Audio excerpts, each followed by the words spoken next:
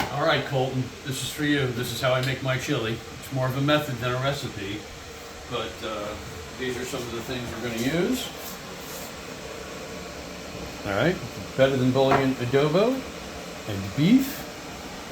We have some smoked paprika, some onion powder, ancho chili. Love this stuff. A little bit of cinnamon, some red pepper flakes, some brown sugar. We're going to make it kind of sweet and kind of spicy, so it should be good. I'm going to spice up my meat and onions the same way. You know, get that in there, healthy amount. Some onions. I saved the sugar for a little bit because I don't want to burn it. All right.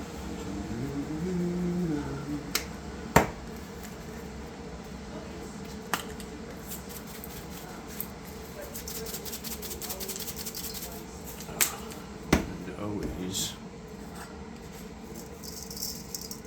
healthy heaping of salt. And pepper.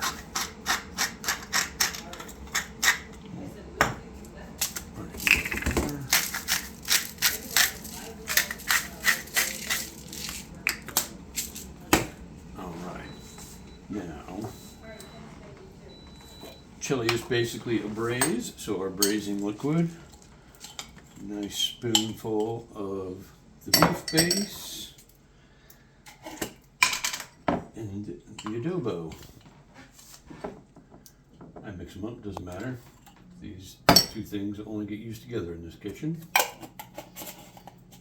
And some nice hot water.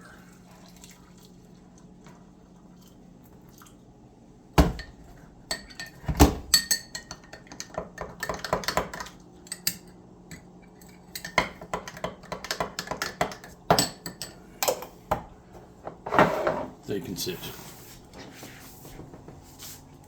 Now, the cooking, you need a heavy pot. I love this one. This one would work just fine too. But we're going with Le Creuset. We're going to start about a half a pound of diced bacon, which is new. I don't usually do this. So, you know, every time you make chili, it can be a little different.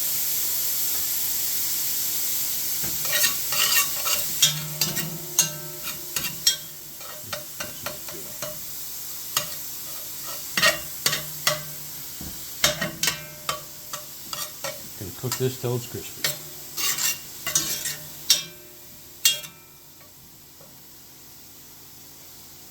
And you can probably pause. It has rendered down nicely, crisping up. I got some fat in the pan. So take that.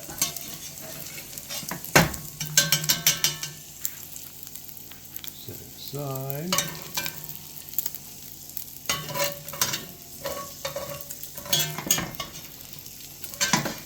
A slotted spoon because we want to leave the fat in the pan. And while we were paused, I added some chili powder and smoked paprika. This is 2 small yellow onions.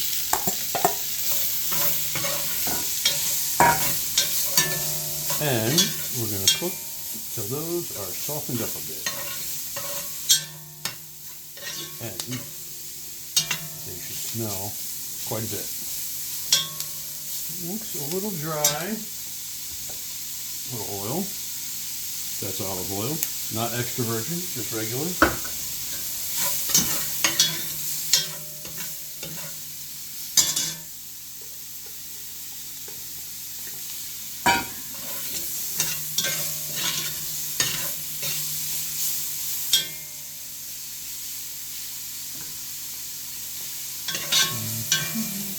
Doing this over pretty high heat, but with high heat, you don't want to walk away. If you want to be lazy and goof around, that's cool, but turn your heat down.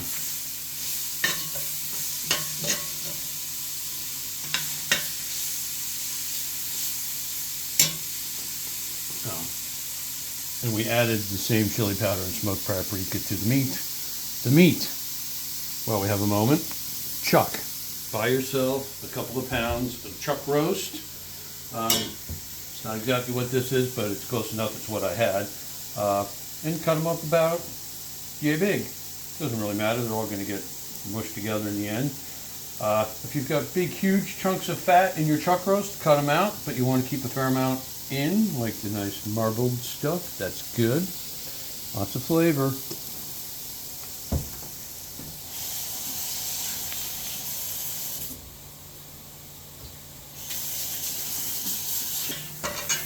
Good. Set them aside.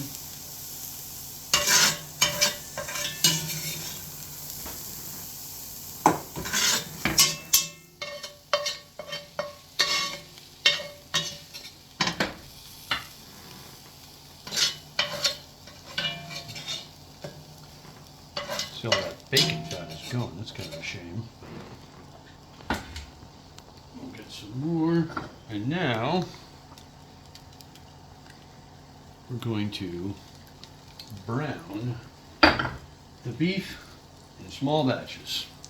Turn way up for this because you're going to lose heat.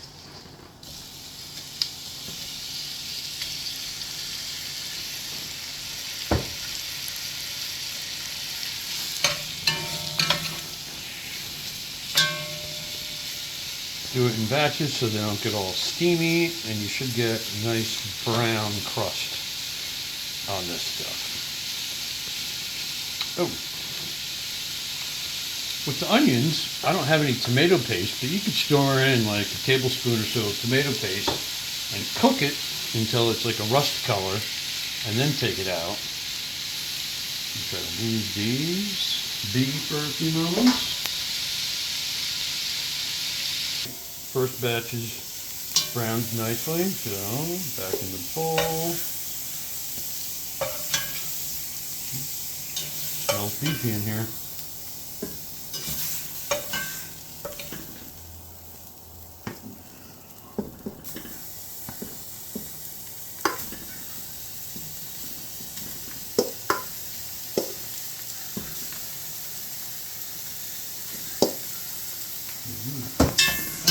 Same thing with those. Notice the nice flavoring we're building up on the bottom of the pan.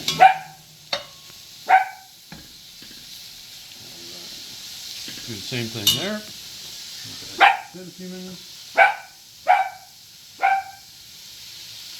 Right. Second batch is brown. Looks like I missed one. No big deal. It's all been sitting there for quite some time.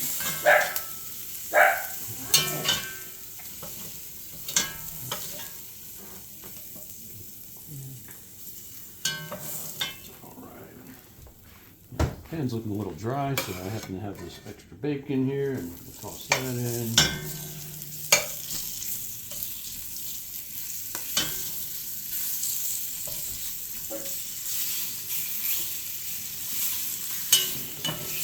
Sizzling.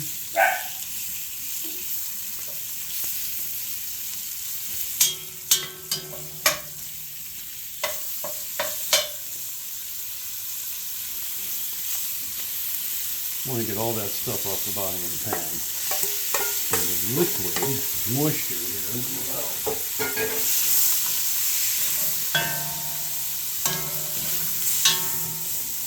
And this is stuff we made earlier.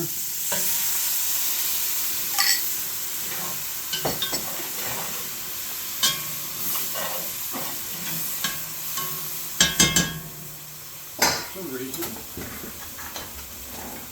wooden spoon is good at this. It's hard to see, but the bottom of the pan is nice and smooth now because we've deglazed. So we'll not have these go to waste, and in goes our meat.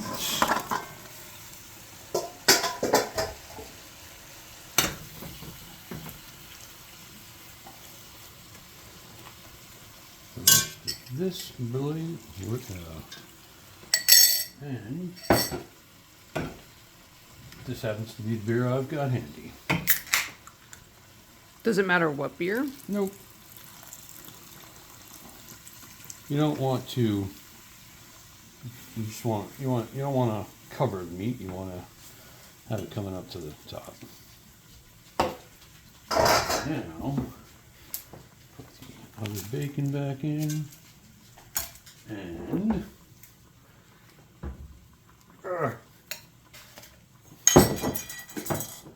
brown sugar.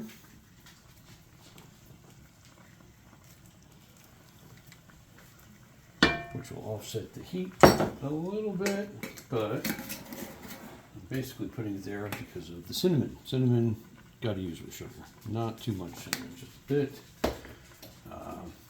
Some Worcestershire, because it's nice and meaty. And these are where the spice comes from, really. Any dried pepper, I bought this bag like 7 or 8 years ago. They last forever. You find something in the produce department. If you want really hot stuff, get hotter peppers like habaneros. But I really like these arbols, and I put 3 or 4 in. Some people put those in hot water for a while before, but they're going to be in plenty of hot water for plenty of time.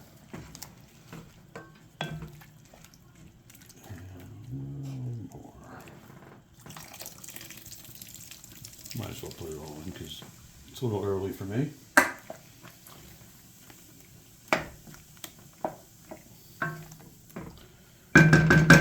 And now we just need several hours. It's going into a preheated 250 degree oven. Ouch. And I'm doing 250 because I'm not even sure we're eating this today. I've got plenty of time. If you want to eat it today, maybe do like 300. But we'll come back in several hours, and when it's fork tested, we'll go over thickening it up and serving it.